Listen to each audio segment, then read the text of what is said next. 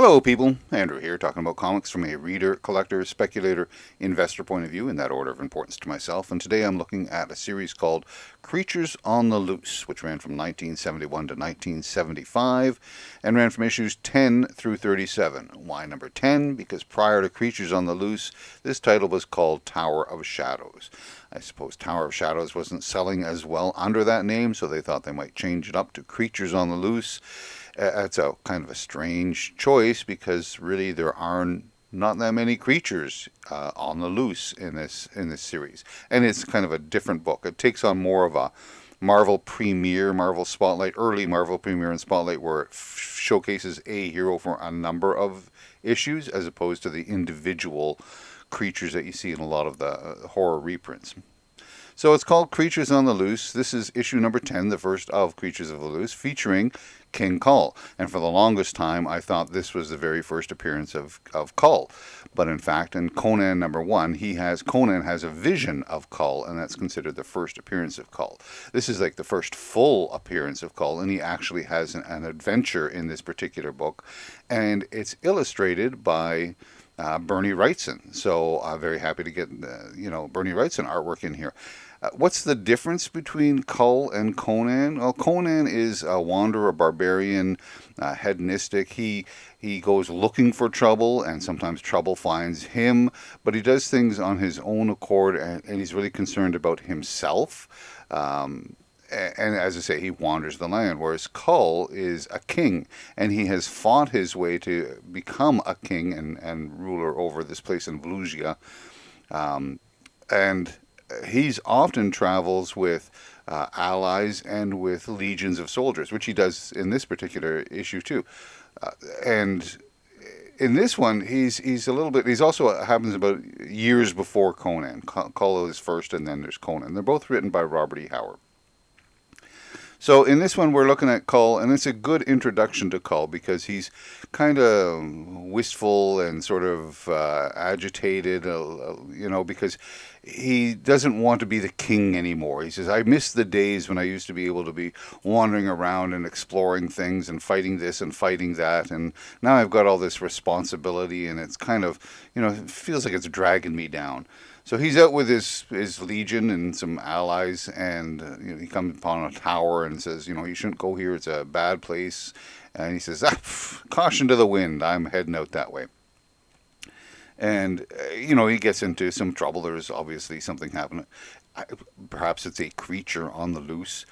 And it's interesting that what happens is that he finds his reserve of strength when he says, if I let this thing get past me, it's going to wreak havoc on the kingdom and all my citizens, all of my subjects. And I just can't have that happen. So he finds the reserve of strength through his commitment to his kingdom, which brings him out when he finishes the adventure to say, you know what, being king is not so bad. It's a shorter story. It's only, like half the book, 10, 11 pages, something like that. And then there's a reprint story in the back. But as I say, it's a good introduction to Kull, and one of the major differences between Kull and Conan. And once again, Bernie Wrightson art. So I really liked the story, the introduction. Kull, very shortly after this, got his own book. It didn't succeed as well as Conan by any stretch of the imagination, but they did make a Kull movie in 1997 featuring Kevin Sorbo as Kull. And Kull's been around since 1971. Just not as prevalent as Conan. Good book. Now, because these are all kind of broken up in different series and stuff, I'm going to go through some of the stuff. Is it a collector book? Yes, it's a collector book because it's part of that Bronze Age horror line, although it's not really horror. It's the first full appearance of Kull, and you've got Bernie Wrightson art and a Marie Severin cover.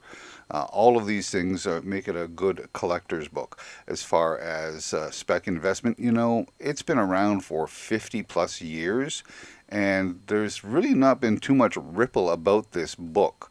You can get a decent grade for like of this issue from $20 to $40. I bought a second copy of this a couple of years ago for only $5. You can get obviously higher grade ones, and you get, I mean, the nines and plus, they're going to sell for hundreds of dollars. But I don't know that it's a good investment because, as I say, it's been 50 years since this thing came out, and it's just not generating the kind of buzz that some of the other books from 50 years ago and first appearances uh, make. So good to have to your collection. A spec book, if you can get it on the low, it may go up in value again, but I'm not going to invest in it. But if I could find a copy again, if I found a copy again for $5, possibly even 10 if it's a sharp copy, I'd probably pick it up. Worth the read though. So then from issues 11 through 15, we do get Creatures on the Loose, and sometimes there's an original story in these books, but it's also accompanied by a number of reprints. Again, it's primarily actually early 60s material. It's not even early 50s or late 50s. It's more early 60s stuff that you found in Strange Tales and Journey into Mystery and Tales to Astonish, that sort of thing. And it was all these sort of goofy monster ones, Moomba. And that runs through 11 through 15. I'm missing a couple of issues in here, 12 and 13, but again, they're not that expensive to get. They're Bronze Age horror, so depending on the condition, you're going to look at that $10 to $30 in that range sort of thing, maybe even less. Maybe a downgraded copy still found in a dollar bin because there's nothing special here, just a lot of reprints. A couple of originals, but nothing to even note. Some good covers. I like some of the covers that are presented here. And again, we're just going through some of the creatures. And then this was the last of the reprints, and you kind of like old Sprag coming out of the construction site. And this was the last of the reprints, and this one was full reprints by this point in time. And again, keeping in with that sort of Tower of Shadows did originals, but it started to go into reprints, and a lot of the Vault of Evil, Uncanny Tales, all that sort of stuff, they were all reprints already. So this is, again, just another reprint book at this point in time. But that changes with issue number 16. Issue number 16, you get a Gil Kane cover, but you also get the first appearance of Gulliver Jones of Mars. Who is Gulliver Jones? Well, in 1905, there was a writer. What was his name? Edwin A. Arnold. Oh, Edwin L. Arnold, sorry. In 1905, he wrote a book called Lieutenant Governor Jones, His Vacation. And it was about this guy, Gulliver Jones, who was a military man, and he gets zapped away from Earth to go to Mars, and he gets involved in a series of adventures there. Finds out that Mars's gravity is different, so his strength is increased, as is his mobility. And he finds that he is involved with a princess and with other warring factions upon the planet, and he's sort of the heroic figure to come in and save the princess. And it sounds a lot like John Carter of Mars by Edgar Rice Burroughs, but that wasn't written until 1917. And the Edgar Rice Burroughs material borrows a lot of what was happening here in Gulliver Jones. But Edgar Rice Burroughs was more successful with his tales and wrote a number of books about John Carter, where Edwin, what's his name again? Edwin Arnold didn't have nearly the same amount of success. So this is the first appearance of Gulliver Jones in a Marvel comic. Maybe the first appearance of Gulliver Jones in any comic. I don't know that.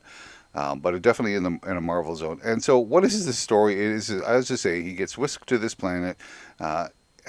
It's unfortunately what I find with this particular run is that he just falls into adventure. Sure, there's a storyline. He's got to rescue the princess, but there's no time for reflection. There's a little bit of development of some of his characteristics and some of the story, his backstory, and a little bit of the backstory of Mars, but it really just runs along this path of adventure, and I didn't find it particularly interesting. I know it was written by Roy Thomas, but I do like the fact that it was illustrated by Gil Kane for the most part. And I do like Gil Kane's artwork, and it's both on the covers and on the interior. So there is that. But I didn't find the story particularly uh, entertaining. I just it just didn't have a lot of meat to it. It really did feel like it was just falling from one set piece to another set piece, just to get to the end. Although this is probably my favorite of the covers within Gulliver Jones is this one here when he's going to take the Fury of Fra. Okay, sure, and that is a creature on the loose. But again, the focus of this particular run is on Gulliver Jones. And as I say, he goes through all of these sort of adventures trying to rescue the princess. And that's I like I like Gil Kane's composition in a book like this, for example, where you have all of the principles that are involved within the story itself in this sort of descending little order there. You follow it down. And then the final issue features a Jim Steranko cover. So overall, I can't recommend this read because it's just not that good as far as the collection is concerned. You know, Creatures on the Loose, Gil Kane, Jim Steranko, first appearance of Gulliver Jones. As far as spec and investment, again, these books, even the first appearance of Gulliver Jones, you can still find occasionally in the dollar bin. They're probably a little bit more now just because of age, but as we'll see with the Thongor coming up next, the person that one of the stores that I go to on a regular basis got a batch of those in and put them all in his $2 bin, which is the equivalent of our dollar bins here, I guess. So this is the last issue of Gulliver Jones, and again, then we jump over to a new character. And again, we get a Jim Steranko cover, and this is the first appearance of a character called Thongor. Thongor is based on a character written by Lynn Carter in 1966.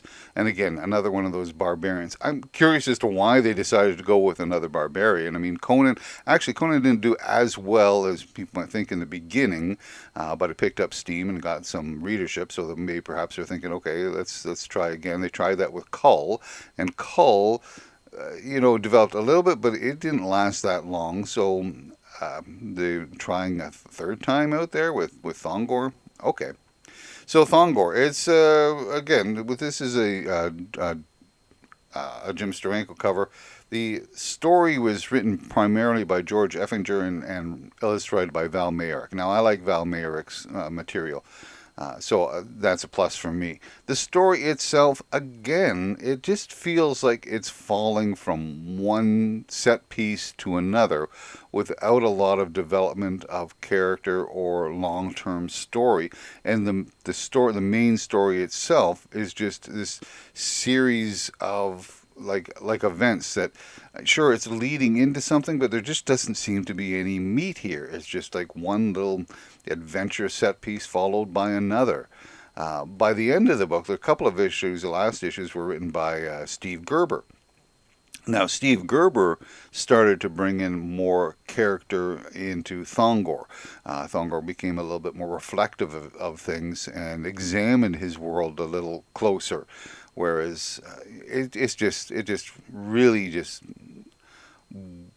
barrels along on this adventure, and it's not a very exciting or entertaining read. I think the Steve Gerber stuff at the end, and if this book had continued and he had been the writer, it might have gone somewhere, might have.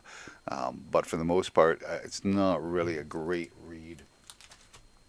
And this goes on for what, 8 issues or so? From 22 to 29 is so an 8-issue run of Thongor. As I said, you get the Val Mayerick artwork, and as far as collecting is concerned, again, if you're into that Bronze Age horror, you got the creatures happening here. You get a Jim Steranko cover on issue 22. You get the first appearance of Thongor in 22. So there's those reasons to collect it as far as spec and invest. Again, as I say, most of this stuff is really inexpensive, and you can still find quality copies in the dollar bin. Even the first appearance of Thongor is not going to go for much. So I won't even speculate on this material because it just doesn't seem to have any life beyond the occasional reader like myself or somebody else that's interested in this stuff. And unfortunately, I don't find it all that interesting. I would much rather read a Conan series from this point of time, or even the Cull books that were released as well. This just doesn't seem to cut it. And we're building up here to the final issue, and I'm not even excited by the ending. It just, once it's done, it's done.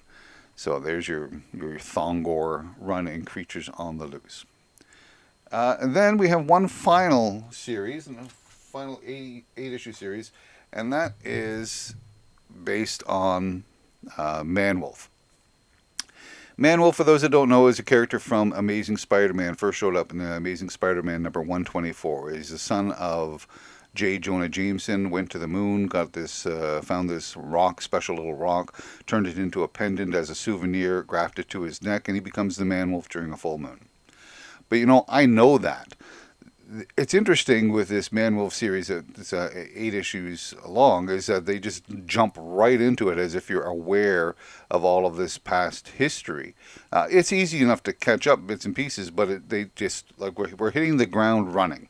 We're not going to give another origin story of Man-Wolf. He just is, and let's continue from there. What's interesting about 8 issues long is this series, and there were 3 different writers, 2 different artists, and 4 different inkers. And it's a bi-monthly title, so it's like the red-headed stepchild. Nobody seemed to want to write or engage in Manwolf, and it shows because the story sort of midway through they kind of change direction. So in the beginning, this one here is, as I say, I liked the initial 4 issues or so because we were looking at the Man-Wolf and we were looking at his relationship with J. Jonah Jameson. John Jameson has problems. He's AWOL from NASA. He knows that he's the Beast. He's looking into how do I stop myself from being the Beast. Because I have no control over this and it's destroying my life, but I don't want to turn myself in and become, examined and prodded and what have you, so I want to keep this low key. J. Jonah Jameson knows that his son is the Man-Wolf, so he's in a conundrum as well because he's got to, being a publisher of a newspaper, he's got to protect the public, but in the same breath he wants to protect his son. There's a couple of other characters in there, John Jameson's fiancée Christine Saunders, and this sort of weird little subplot where she eventually gets kidnapped, and then there's this, I think he's a CIA agent named Stroud who's following the leads and what have you, so that's involved in here. It's very, grounded type of story involving the Man-Wolf. Midway through, it changes when David Kraft takes over the writing. And it becomes something else entirely. I'll get to that in a second. I just want to interrupt right now. Okay, so this is actually not a great copy. This is really, low mid-grade type of thing because you can see all the creases up at the top. But I did pay about $20, $25 for this about last year, maybe a year before that, maybe in 2024. And it just so happened because I was very disappointed when I went through. I have another copy. This one here, it's the same book, and it was in pretty good shape, and I was happy. But when I was going through it, I realized something. And that something is a missing Marvel value stamp. So you're wondering, what's a Marvel value stamp? Well, you can see it's been cut out, so this book is considered incomplete. I don't mind the cost that I paid for that. It was like $1 back in the 70s when I was first buying comics, but it's an incomplete book. This is a complete book. You can see that there's Iceman. Iceman is the Marvel value stamp that was included in this particular book. So when you were a kid in the 70s, and that's why this is a cautionary tale to check your books from the 70s. Because this is where the Marvel value stamps were. And even as a kid, when I was first getting into comics, I saw the Marvel value stamp, and I considered clipping them out. And then I just said, no, you know what?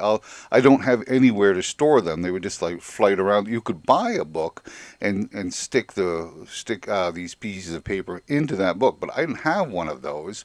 So I said, I'll just kind of collect it within the book itself to know that I have. I didn't follow through on that, but that was the idea behind it. But a lot of kids, and you will find a lot of books in the 70s that have the Marvel value stamp clipped out.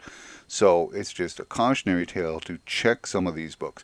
The worst offender, I suppose, is Hulk 181. You know, the first full appearance of Wolverine, and in there is a Marvel value stamp of Shanna the She-Devil. And how many books have been now marked down to incomplete because somebody clipped out that particular Marvel value stamp? Cautionary tale. Check your books. So when I checked that book and I found that I was missing the Marvel value stamp, I was a little irked. And it just so happened that one of the stores I went to had just received a couple of copies of, a copy of this at about $25. And it's just, I know it's not the sharpest copy, but it irked me that I didn't have a complete copy. So I went out and I bought this copy.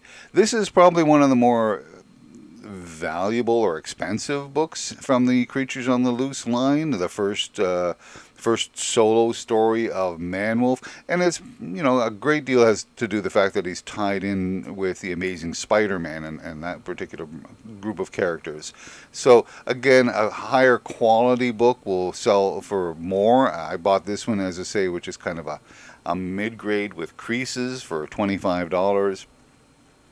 You might want to encase this one in plastic. It may pick up in value, but it's not a first appearance, and the Man-Wolf isn't a big character, or is not bigger than Morbius, for example, or something like that. Just sort of a minor werewolf character within the Spider-Man universe. And you had artwork, which was interesting. The artwork started out with George Tuska, and I like George Tuska's artwork. And then it turned into early George Perez artwork. And there's a couple of issues that he did that were really good.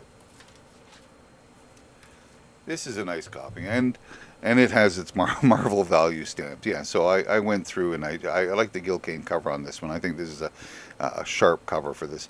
And it has a Marvel value stamp in it as well. And yeah, I checked. It's complete.